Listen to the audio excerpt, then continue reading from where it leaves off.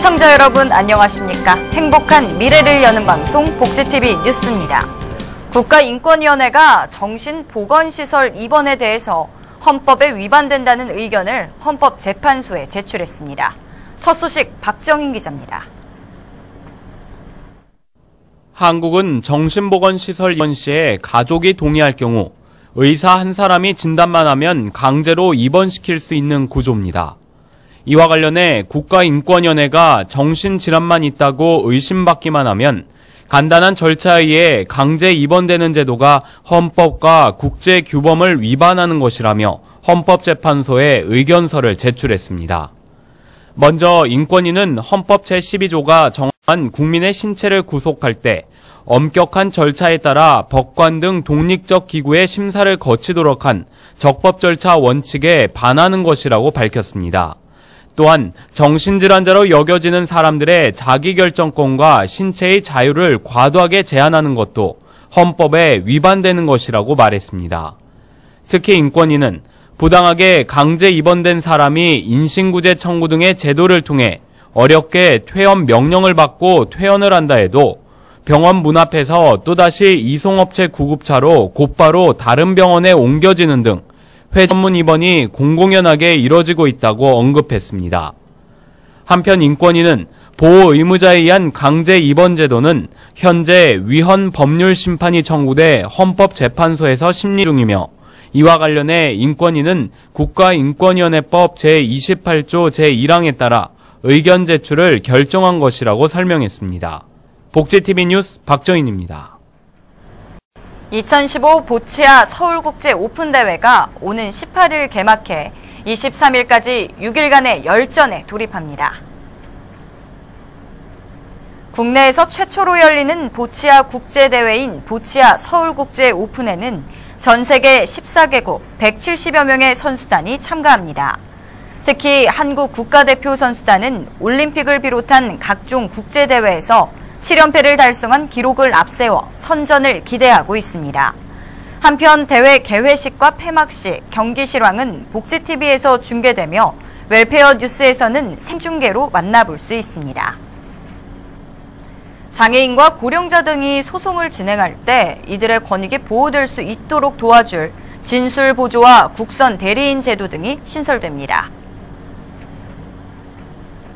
법무부는 지난 14일 국무회의에서 국민이 행복한 법령 정비 사업의 일환으로 직접 소송은 할 수 있으나 법정에서 스스로 변론할 능력이 부족한 장애인과 고령자 등을 위한 진술보조제도와 국선 대리인 제도 등이 담긴 민사소송법 일부 개정안을 통과시켰다고 밝혔습니다.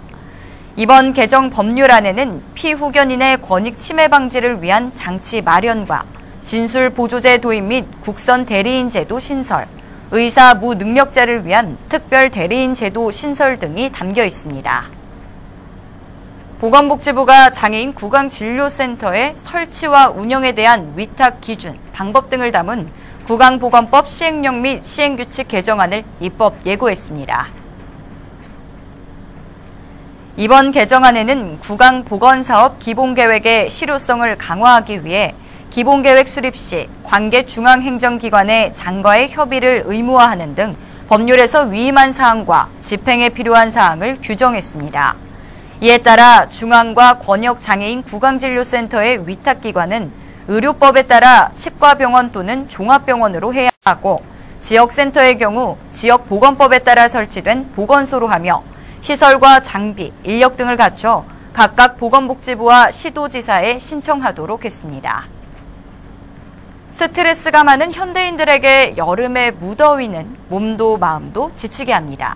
이럴 때 시원한 바람에 녹음이 우거진 숲속으로 힐링 여행 떠나보는 건 어떨까요? 정유림 기자입니다. 높이를 가늠할 수 없을 정도로 쭉 뻗은 나무들. 푸르른 잎사귀가 우거져 장관을 이루는 이곳. 도심에서는 느낄 수 없는 맑은 공기를 마음껏 마시다 보면 머릿속은 물론 몸 안 가득 청량함이 채워지고 쌓여있던 고민과 스트레스는 눈 녹듯 사라집니다. 이 생활하기가 다 빡빡하니까 한 번씩 나와서 이렇게 자연하고 어울리면은 모든 거 다 잊어버리고 너무 편하잖아요, 마음이. 그래서 안정을 찾고 힐링이 되니까. 정신적으로 육체적으로 치유를 받는 그런 숲에 많이들 오시길 바랍니다. 서울대공원이 현대인들의 치유 공간으로 산림 치유숲의 문을 열었습니다.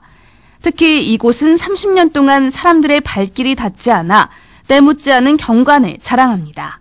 30년 전 폐쇄되어서 자연으로 복원된 울창한 숲과 계곡을 보고 스트레스로 지쳐있는 도시민들을 위한 산림치유 공간으로 제격이다 생각했습니다. 산림치유숲의 크기는 약 5헥타르. 약 1km 길이의 숲길 곳곳마다 명상과 숲체조, 물치유 등 다양한 환경 요소를 활용해 인체의 면역력을 높일 수 있는 공간이 마련되어 있습니다. 몸과 마음이 힘든 이런 분들 대상으로 해서 오셔서 이제 자연 경관도 보시고 소리, 어떤 향기, 여러 가지 이 숲의 자원을 이용해서 내 몸을 조금 편안하게 릴렉스하고 좀 여기서 좀 여유를 갖고 그러고 가시라는 의미에서. 한편 서울대공원의 산림치유숲은 일반인을 대상으로 하는 일일 체험과 갱년기 여성, 과잉 행동장애 아동 등을 위한 특화 프로그램을 운영하며 프로그램 참여는 서울대공원 홈페이지와 서울시 공공서비스 예약 시스템을 통해 신청할 수 있습니다. 복지TV 뉴스 정유림입니다. 요즘엔 동네마다 작은 도서관이 있는데요. 이 책의 내용을 바탕으로 몸으로 재미있게 체험하는 독서문화 프로그램이 어린이들에게 큰 호응을 얻고 있습니다. 김소영 기자입니다. 유치원부터 초등학생까지 30여 명의 어린이들이 영상을 통해 책의 내용을 배우고 있습니다. 이후 밖으로 나가 각양각색 물감으로 자신만의 개성을 표출합니다. 재밌었어요. 블루베리랑요, 갱약이랑요, 나도 만들었어요. 이 프로그램은 책의 내용을 미술이나 물놀이 등 아이들이 흥미를 가지고 참여할 수 있는 소재를 통해 책과 친밀감을 높이는 작은 도서관 독서문화 프로그램입니다. 그 그림책에 나왔던 내용을 바탕으로 아니면 그거와 유사한 모든 내용들을 가지고 우리 친구들이 몸으로 그리고 목소리로 표현해 볼 수 있는 이런 활동들을 하고 있어요. 아이들이 책을 읽고 놀 수 있는 공간이 있어 아이와 함께 찾아온 학부모들에게는 이야기꽃을 피우는 동네 사랑방 역할도 하고 있습니다. 경기도는 현재 1,300여 개의 작은 도서관이 있습니다. 동네마다 있는 작은 도서관을 알리고 나아가 독서 습관을 만들어주고자 경기도는 공모를 통해 작은 도서관 프로그램 운영비를 지원하고 있습니다. 이용자들이 이제 작은 도서관에서 독서문화 프로그램을 함으로써 책도 가까워지기도 하고 아 여기 작은 도서관이 있구나라고 알게 돼서 도서관을 이용하는 경우도 많고 해가지고요. 책에 흥미를 붙이는 것을 시작으로 독서의 습관을 만들어주는 독서문화 프로그램. 책을 매개로 아이들과 학부모 모두 소통하고 이해할 수 있는 다목적 공간으로 인기를 모으고 있습니다. 복지TV 뉴스 김소연입니다. 제주의 한 아담한 마을에서 마을 문화학교가 열렸는데요. 마을 주민이 일일 교수가 돼 특별한 마을 역사 강의를 하고 있습니다. 최원미 기자입니다. 제주시 구자읍에서 나고 자란 올해 70살의 문군상 할아버지. 마을 안길에서 열띤 강의를 펼칩니다. 지난 1960년대 우연히 마을에서 연극 활동을 했던 추억을 하나씩 떠올리며 차근차근 설명합니다. 잊어버렸던 건데 희한하게 생각하니까 진짜 옛날 기분으로 돌아갔죠. 마을 염전에서 소금을 생산하고 팔러 가던 어린 시절 기억을 떠올리기도 합니다. 제주문화예술재단이 제주시 농촌지역의 아담한 마을인 구자읍 종달리에서 지미봉 마을문화학교를 열었습니다. 주민들이 주도해 마을 문화에 대해 강의하면 전문가들이 이를 담아 마을 문화 계획을 세우게 됩니다. 하지만 운영 초기라 주민들의 참여가 저조해 관심을 유발하는 방안 마련도 필요합니다. 주민 참여가 이제 다른 사업들도 되게 이제 어려운데 이게 시간을 두고 천천히 반복해서 이루어지면 주민들이 적극적으로 나오더라고요. 주민 스스로 살맛나는 마을을 만들고자 마을 문화를 가꾸는 데 서서히 나서고 있습니다. 복지TV 뉴스 최엄입니다.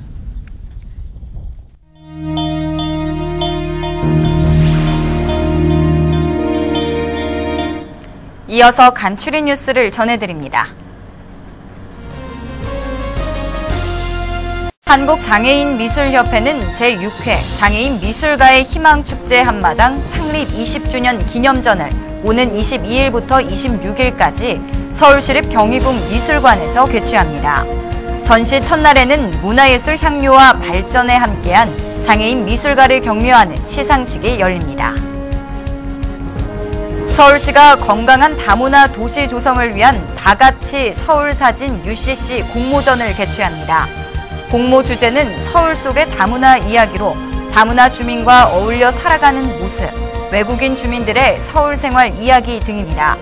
접수는 다음 달 25일까지 다같이 서울 홈페이지에서 하실 수 있습니다. 경상남도가 사회복지시설의 보조금 횡령 등 비리 근절을 위한 사회복지시설 감사 이력관리제를 시행합니다.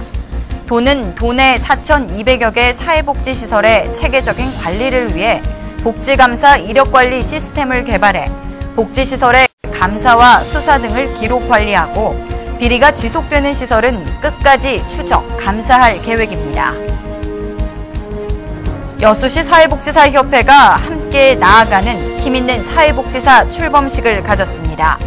이날 제3대 여수시 사회복지사협회 민덕희 회장은 사회복지사가 행복해야 여수 시민이 행복하다는 믿음 아래 여수시 사회복지사협회가 주축이 돼 사회복지 공동체를 선도하고 사회복지사를 위한 원동력이 되는 협회가 되겠다고 포부를 밝혔습니다. 경기지방중소기업청은 경기 북부 지역 중소기업들에 대한 수출 지원 강화를 위해 양주시 경기섬유종합지원센터 내에 중소기업 수출 지원센터를 개소했다고 밝혔습니다. 센터는 원스톱 수출 지원 서비스를 제공하기 위해 수출 지원기관의 직원이 합동으로 근무하며 수출 기업으로의 육성, 무역보험, 수출입 금융 등의 업무를 맡게 됩니다. 한우 씨수소를 안전하게 보호하고 원활한 개량 사업을 위한 씨수소 전용 분산 사육장인 농협 한우 개량 사업소 영양 사업장이 지난 14일 경북 영양에 들어섰습니다. 이번에 준공한 영양사업장은 총 부지 13만 9,876제곱미터에 씨수소 150두를 사육할 수 있는 우사와 정액 제조시설, 창고, 사무동 등의 시설을 갖췄습니다.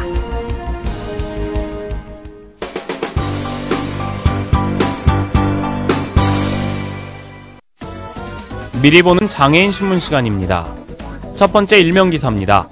국가인권위원회가 정신질환이 있다고 의심받기만 하면 간단한 절차에 의해 강제 입원돼 6개월에서 길게는 수십 년까지도 강제 입원과 치료가 허용되는 강제 입원 제도는 헌법과 국제규범을 위반하는 것이라며 헌법재판소에 의견서를 제출했습니다. 인권위는 현재 정신보건법 제24조 제1항과 2항이 헌법상 적법 절차의 원칙에 반하고 있다고 주장하고 있습니다. 헌법 제12조 가정한 국민의 신체를 구속할 때 엄격한 절차에 따라 법관 등 독립적 기구의 심사를 거치도록 한 적법 절차 원칙에 반하는 것이라고 말하고 있습니다. 두 번째 뉴스입니다. 지난 3월 국가인권기구 국제조정위원회는 8월 임기가 만료되는 인권위원장을 언급하며 등급심사 소위에서 인권위원 인선 절차의 부재를 문제로 지적하고 벌써 올해만 3번이나 한국인권위에 대한 등급심사를 보류했는데요. 국내 인권단체들이 오는 8월 현병철 국가인권위원장의 임기 만료를 앞두고 새로 선임될 인권위원장 선출과 관련해 국제조정위원회가 권고대로 인권위법을 개정하고 선출 절차를 마련하라고 촉구하고 나섰다는 기사가 실려 있습니다. 마지막 뉴스입니다. 2015 보치아 서울국제 오픈대회가 오는 18일 개막을 시작으로 23일까지 열리는데요. 국내에서 최초로 열리는 보치아 국제대회인 보치아 서울국제 오픈은 전 세계 14개국 100여 명의 선수들이 치열한 메달 경쟁을 벌일 예정이라는 내용입니다. 특히 이번 대회 개회식과 폐회식 경기 실황이 복지TV를 통해 중계되며 웰페어뉴스 홈페이지를 통해 생중계될 예정이라는 기사입니다. 지금까지 미리 보는 장인신문이었습니다. 이야기가 있는 시간, 오늘의 영상 함께 보시죠.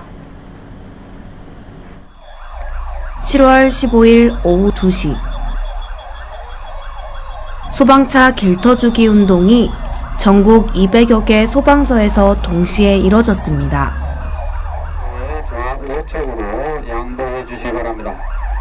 소방차의 경보가 들리면 여러분은 어떻게 행동하시나요?